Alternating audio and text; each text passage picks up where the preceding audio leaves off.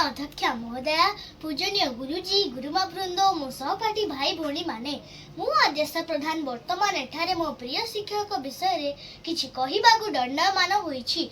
गुरु ब्रह्मा गुरु विष्णु गुरुदेव महेश्वर गुरु साक्षात परब्रह्म तस्मै श्री गुरुवे नमः। गुरु सुशिक्षा बिना शिशु उत्तम नागरिक होई परिबो नाही। गुरुको बिना विद्या ग्रहण करबा असंभव। शिक्षक ज्ञान अर्जनर पथ प्रदर्शक। से ज्ञान रूपक आलोक प्रदान करी छात्र छात्री सर्वांगीन उन्नति रे साहाय्य करती। आम विद्यालय 50 जन शिक्षक शिक्षिका अछंती। तन्मध्यरु दीप्तिमय मैम मोर प्रिय शिक्षिका अटंती। से जने छात्र बत्सल शिक्षिका। तांकर शिक्षादान खूब उच्च कोटीर और शिक्षणीय। तांको शिक्षादान प्रणाली मते बहुत भल लागे। विभिन्न उदाहरण साहाय्य आमको से विज्ञान पढ़ाती।